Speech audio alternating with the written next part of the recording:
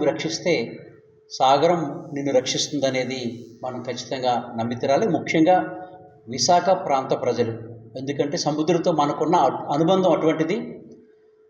సముద్రం మనకి చాలా ఇస్తే సముద్రం మనం నష్టం చేకూరుస్తున్నాం. మనకి సగానికి పైగా ప్రాణవాయువు సముద్రం నుంచే వస్తుందన్న విషయాన్ని మనం విస్మరించకూడదు. అలాంటి సముద్రాన్ని మనం నిర్లక్ష్యం చేస్తున్నాం.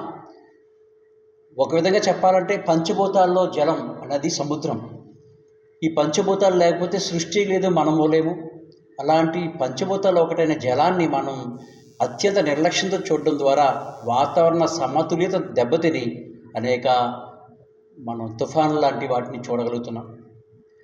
విశాఖపట్నం సంబంధించి అనేక డ్రైన్స్ నేరుగా సముద్రంలో కలుస్తున్నాయని చెప్పి అనేక సందర్భాల్లో అధికారుల దృష్టికి తీసుకువెళ్ళడం అరణ్యరోధనగా మిగిలిపోతూ ఉంది. యూజీడీ అంటే అండర్ గ్రౌండ్ డ్రైనేజ్ సిస్టమ్ మనకి విశాఖపట్నంలో ఉన్నప్పటికీ అది ఒక అత్యంత విఫలమైన ఒక ప్రక్రియగా నేను భావిస్తూ ఉంటాను. ఎక్కడైతే ఫెయిల్ అయిందో అక్కడ డ్రైన్ సిస్టమ్ని నేరుగా గడ్డల్లోకి కనెక్ట్ చేయడం ద్వారా సముద్రంలోకి ఫిల్టర్ కానీ సురక్షితం కానీ నీరు వ్యర్థాలు కూడా చేరుకుంటున్నాయి. తద్వారా అపారమైన నష్టం సాగర జలాలకి చేకూరుతుందని చెప్పి అందరూ గుర్తుపెట్టుకోవాలి. మనకి ఉన్న 3 ప్లాంట్స్ ఉన్నాయి, ఫిల్టరింగ్ యూనిట్స్. అవి కూడా అరకొరగానే పనిచేస్తూ ఉంటాయి. దాని మీద సరైన నిర్ణయం తీసుకొని సరైన ప్రక్రియలో దాన్ని పనిచేసే విధంగా ప్రభుత్వం నడిపించాలని చెప్పి కోరుతున్నాం. ఇంకా అనేకమైన ఫిల్టరింగ్ యూనిట్లు మన వ్యర్థ జలాలకి ఫిల్టర్ చేయడానికి కావాల్సిన అవసరం ఉంది. ముఖ్యంగా మనకి ఉన్న 52 గేట్లలో మెయిన్ 5 గేట్లు ఉన్నాయి. ఈ 5 గేట్లని కూడా ఫిల్టరింగ్ యూనిట్లకి డైవర్ట్ చేయడం ద్వారా కొంతవరకు మనకి నష్టం తగ్గుతుందనేది కూడా అంచనా ఉంది. అయితే దాని అడుగులు మాత్రం ముందుకు పడట్లేదు. సో ఆ విధంగా ప్రభుత్వం చర్యలు తీసుకొని డ్రైనేజ్ సిస్టమ్ మొత్తం ఫిల్టరింగ్ యూనిట్లు డైవర్ట్ చేసి ఫిల్టర్ అయిన వాటర్ని మాత్రమే సముద్రంలోకి తీసుకువెళ్ళాలని చెప్పి అధికారులని ప్రభుత్వాన్ని కూడా మరీ కోరుతున్నాను. ఇక ముఖ్యంగా ఈరోజు ప్రెస్ మీట్ పెట్టడానికి కారణం విశాఖపట్నం టూరిజం హబ్. అంటే విశాఖపట్నం ఆంధ్రప్రదేశ్లోనే పెద్ద నగరమే కాకుండా టూరిజం హబ్గా ఎన్నో అవకాశాలు, అపారమైన అవకాశాలు ఉన్న నగరం. ముఖ్యంగా ఒకవైపు అందమైన సాగర తీరం, మరొక వైపు ఎత్తైన పచ్చని కొండలు, టూరిస్టులకి బాగా ఆకర్షించే వాతావరణం ఇక్కడ ఉంది. కాబట్టి బీచ్లను కూడా మనం శుభ్రంగా చూసుకోవాల్సిన రెస్పాన్సిబిలిటీ ఉంది. టూరిజం హబ్గా అనేక కార్యక్రమాలను మనం మొదలుపెట్టాలనుకుంటున్న మన ప్రభుత్వం కూడా చొరవ చూపిస్తూ ఉంది. ఈ సందర్భంలో తీర ప్రాంతాలని పరిశుభ్రంగా ఉంచుకోవడం ద్వారా, సముద్ర జలాలని పరిరక్షించుకోవడం ద్వారా ఎక్కువ టూరిజాన్ని మనం అట్రాక్ట్ చేయగలమని చెప్పి ఈ సందర్భంగా నేను తెలియజేస్తూ ఉన్నాను. అయితే నిన్న జరిగిన ఒక అంశం, టూరిస్ట్ స్పాట్స్ కొన్ని గుర్తించి సముద్ర తీరాల్లో వాటిని టెండర్ పిలవడం జరిగింది. వాటర్ స్పోర్ట్స్ ఏవైతే ఆక్వా స్పోర్ట్స్ ఉంటాయో వాటిని అక్కడ ఆర్గనైజ్ చేయడానికి. అయితే గతంలో ఉన్న ఏవైతే ప్లేసెస్ ఉన్నాయో వాటికి భిన్నంగా ఇప్పుడు కొన్ని ప్లేసులను యాడ్ చేయడం జరిగింది. ముఖ్యంగా మంగమారిపేట ఈ ప్రాంతం సురక్షితమైన ప్రాంతం. అంటే సాగర జలాలు అక్కడ తక్కువగా కలుషితమై ఉండడం ఒకటి. రెండోది, అక్కడ కోరల్స్ ఏవైతే ఉన్నాయో సముద్రంలో అవి చక్కగా సమృద్ధిగా, అంటే ఇటీవల కాలంలో మా సుభాష్ గారు ప్లాటిపస్ ఫౌండేషన్ తరఫున అనేక కార్యక్రమాలు అక్కడ చేపట్టడం జరిగింది. స్వచ్ఛ సాగరం పేరు చెప్పి సముద్రంలో ఉన్న ఏవైతే వ్యర్థాలు ఉన్నాయో వాటిని అన్నీ బయటికి తీయడమే కాకుండా అక్కడున్న కోరల్స్ క్లీన్ చేసి వాటిని మళ్ళీ తయారయ్యే విధంగా, రీజనరేట్ అయ్యే విధంగా అనేక చర్యలు తీసుకోవడం జరిగింది.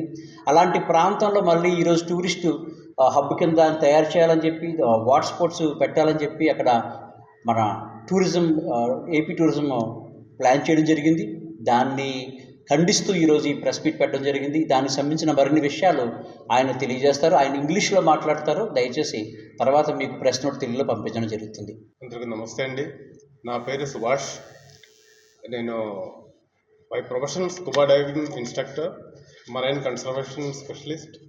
మనకు ప్లాటిపస్ ఫౌండేషన్ ఉన్నాయి. మన లాస్ట్ 2019 నుంచి విశాఖపట్నం సముద్రం లోపల నుంచి చెత్త అన్ని క్లియర్ చేస్తూ ఉన్నాయి. ఇప్పటి వరకు 137 డేస్లో మోర్ దాన్ 2,60,000 kg గార్బేజ్ సముద్ర లోపల మనం తీసేస్తారు బయటకు. ఇంకేమంటే more than that, Visakhapatnam most of the ocean side polluted area. ఇక్కడ ఇప్పుడు ఉన్నదులు కొంచెం కోరల్ లైఫ్ అయినా, కొంచెం మంచి లైఫ్ అయినా ఉన్న ఏరియా తొత్తలకొండ, తిమ్మాపురం, మంగమారిపేట ఋషికొండ దాటి ఆ ఏరియాలో ఎన్టీఆర్ విశాఖపట్నంలో ఏదైనా కోరల్ గ్రోత్ ఉంటుందో అదే ఏరియా అది ప్రొటెక్టెడ్ జోన్గా తీసుకుని రావాలని మా అభిప్రాయం. ఎందుకంటే ఈ కోరల్స్ గ్రోత్ మనం ఇప్పుడు ప్రొటెక్ట్ చేయట్లేదంటే ఇన్ ఫ్యూచర్లో టూరిజం అంటే ఎలాంటి యాక్టివిటీ పెట్టిందే ఉండిన కోరల్స్ కూడా what ever the corals it will destroy. ఇప్పుడు ప్రస్తుతం మనం ప్లాన్ చేసి రికవర్ చేసిన కోరల్ లైఫ్ చూడాలంటే ఇట్లా ఉన్నాయి. ఇది సో ఇప్పుడు మనం చేసిన యాక్టివిటీ, ఇప్పుడు మనం ప్లాంట్ చేసిన కోరల్స్ మనం రీసెర్చ్ చేసి ఇదన్నీ క్లియర్ చేసి ఇది ఇంకా ప్రాపర్గా మనం తీసుకుని రావడం ప్లాన్ చేస్తూ ఉన్నాయి.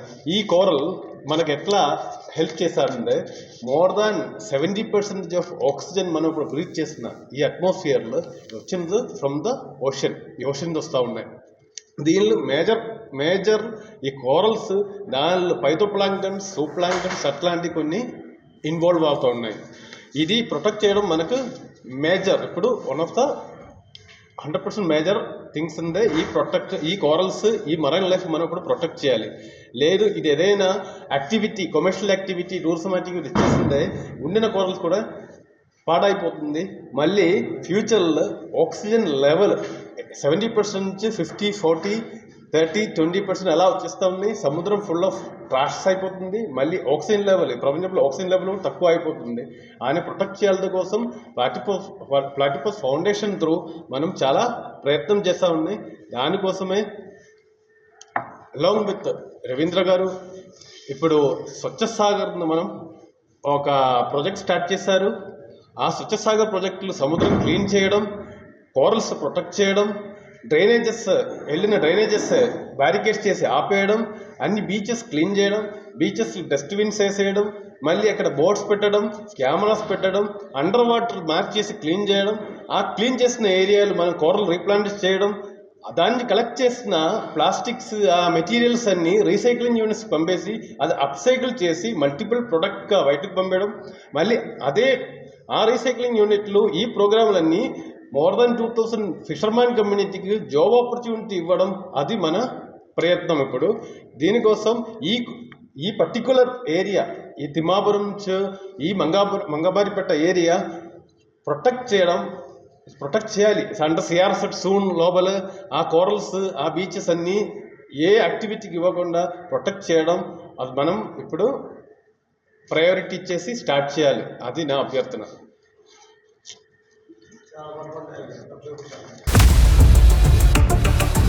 For latest updates on India Pakistan, download our TV Live app.